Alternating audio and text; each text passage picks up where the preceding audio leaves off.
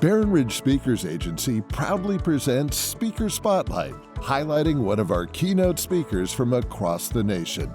Now, here's your Spotlight host, Mindy East. Hi, I'm here today with Danielle Norwood. Danielle is one of my speakers. She is with WIBW 580 in Topeka, Kansas. And Danielle, you're the host of the Danielle Norwood Show. And your tagline is adding some sass and class to your day. So welcome. Yeah. Thank you so much for inviting me. I'm so excited to do this. Well, you are a personal friend of mine, and you and I share a mutual friend in the Kansas City area. So I know all about your sass and class, but I'd love to share a little bit of your backstory with our viewers today. And can you tell us a little bit about your background and how you've been in the radio industry for, 33 years now? Yes, time flies, doesn't it? I know I don't look that old, but anyhow, started out, well, the backstory is this. Folks were married at a younger age, didn't necessarily have the means to care for me in terms of economics. And so my grandmother and great-grandmother took me in for what was supposed to be a short-term situation, which ended up the rest of my life and our lives together. So grew up with a Pentecostal heritage. Literally, Jesus was everything, and we went to church all the time. Great-grandmother was a pastor in the Pentecostal church. My grandmother was an evangelist. My father ended up being a bishop. I mean, we were totally entrenched in Jesus from the get-go. So with that being said, a lot of my interactions with people is like if they weren't baptized, we weren't hanging out with them. So I ended up very isolated in some respects. I think growing up, I found some issues with that, but as a grown person now, I wouldn't have changed anything. I love the way that I grew up. I also love the 360-degree idea of seeing life on all different sides. So I not just saw life as a little black kid in Salina, Kansas, but I also got to experience, a lot of white culture and a lot of other cultures just in general, just by virtue of being at home. So fast forward to being in radio. I was babysitting at the age of 12 for the general manager of a radio station. And he asked me, you ever thought about being in radio? Because he liked my voice. And my immediate thought was, well, does it pay? I wasn't thinking long term. I was just trying to get a check. And from there, starting at age 15, I've been in radio. And I turned 48 earlier this year. So there you go. That's the backstory on me. Wow. Well, that's incredible in this day and age to have such longevity in an industry and, that's predominantly male. Yes. So I'm sure you are experienced, and I know you do speak to audiences on team building, diversity in the workplace, and you've worked with the YWCA, and you've got a real big heart for children. So I know you have a wide range of wisdom that you bring to the podium. But I wanted to ask you, right now, of course, we're in unprecedented times, and it's just been a crazy summer. And so right now, a lot of the hot topics are race and inclusion. And I'm here in the Wichita area, so I recently read a very interesting quote by Kay Monk Morgan, who is the interim vice president for regional engagement and economic development at Wichita State University. And she was quoted recently in the Wichita Business Journal saying, there has unfortunately been no shortage of experiences where the true meaning of diversity and inclusion have missed their mark. I'm reading this. Now is the time for leaders to acknowledge that pain and open the door to changes for workplace culture. And, we all are familiar with how some of those, those just can't be words on a strategy session wall. There really has to be some actions that permeate through every level of an organization. So I knew you would be the expert to come to and just give us a little overview of, some of the times that you've spoken to groups or some of your personal experience on that topic of race and inclusion and diversity in the workplace, please. Well, I've always been of the thought that a lot of employers will look to going to a person of color just to fill out their, EEOC, like, okay, I actually, interviewed somebody of color, and in my case, and a woman, so I could check those boxes off and they feel good about their experience. But it's one thing to do that as a reaction. It's another thing to be proactive and say, you know what, I want the best candidate, and I'm going to open it up to all groups and both genders. I'm excited. I mean, obviously, this is a really critical time in our country's time. But with that being said, I'm also excited about what could come out of this. If we don't do anything during this time, then we've lost the battle. But I think people are more in tune to hearing about what's being said from people of color. I think that people's hearts are changing, and people who are employers are saying, okay, how do we really look at hiring people?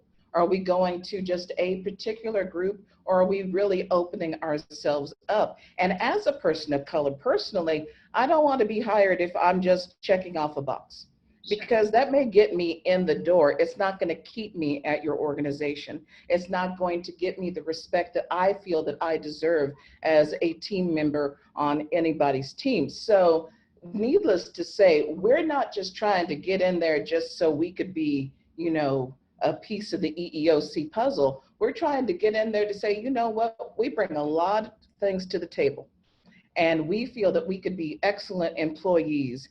Give us a chance, give us an opportunity.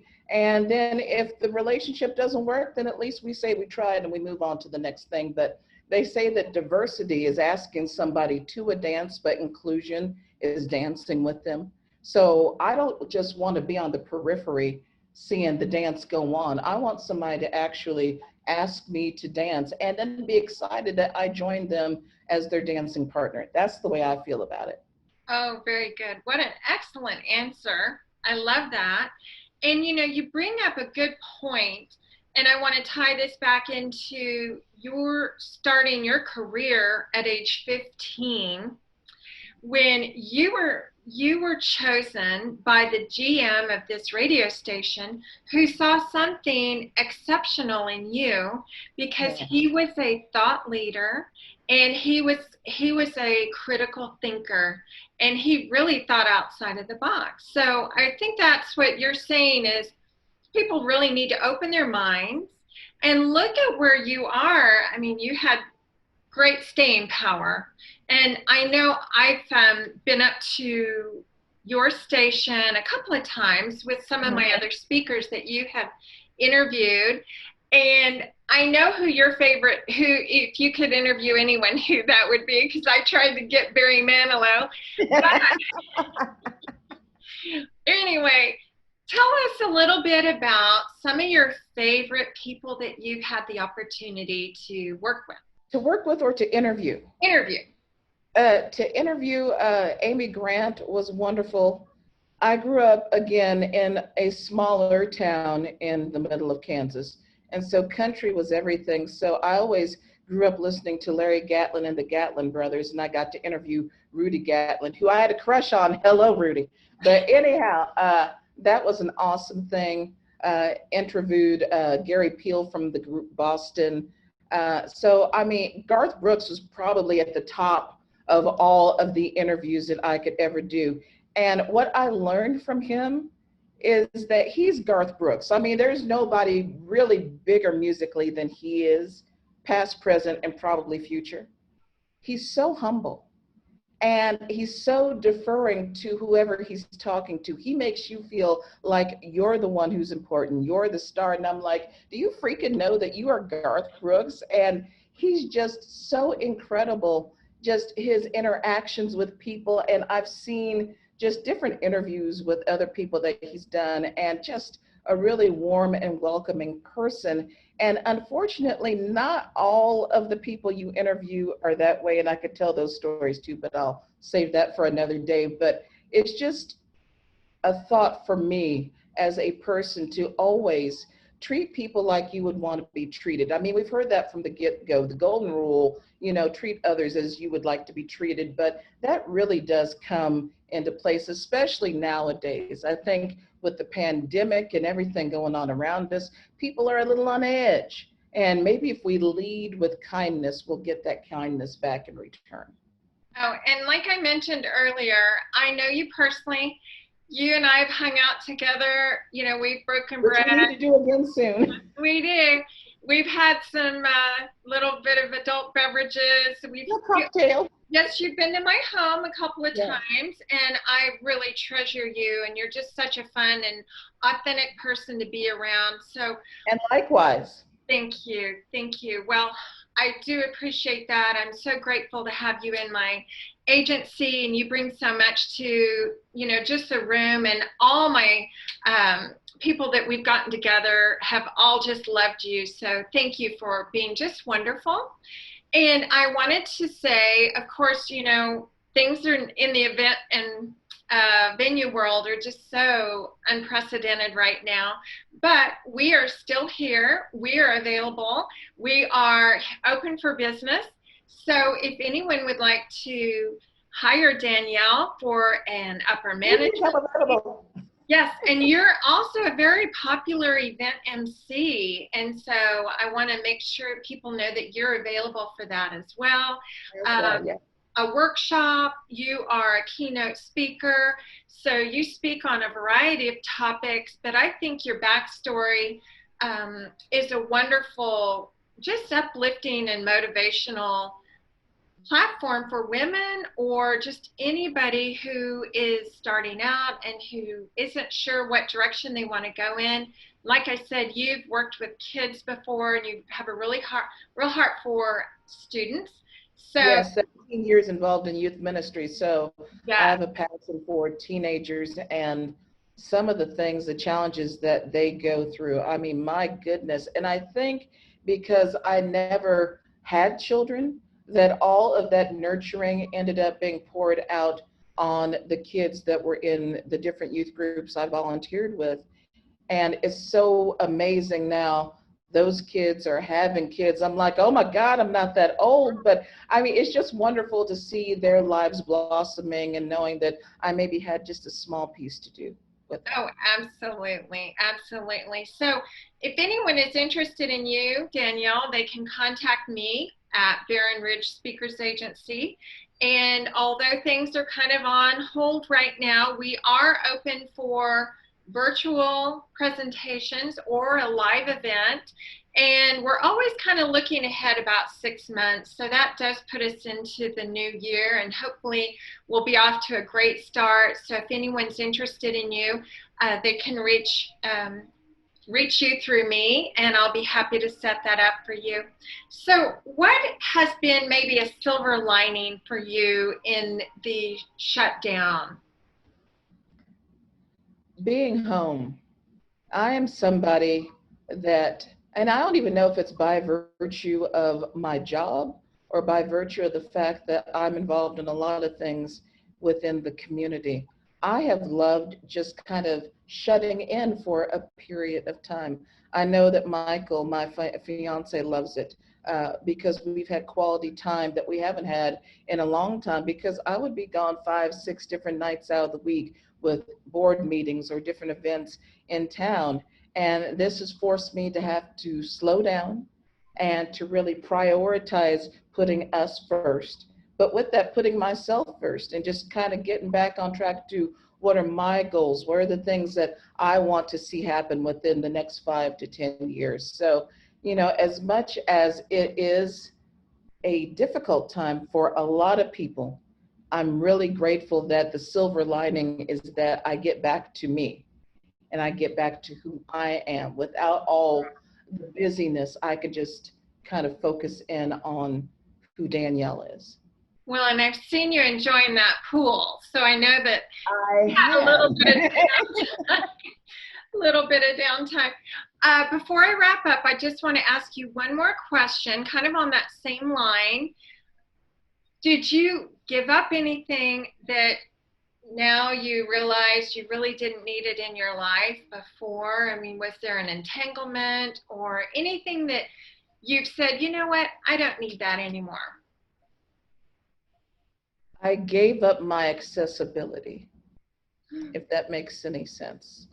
Instead of feeling the need that I have to be in the midst of everything in order to be seen or heard, I've kind of drawn back to say, okay, what are the things that I really need to be involved with? So I'm cutting back on some activities just to put me first for a bit and to put my relationships with, Michael and my friends, second place, and, definitely just kind of getting rid of the excess noise to find the peace and quiet that I need to move forward. Kind of like the refracted light versus the laser light.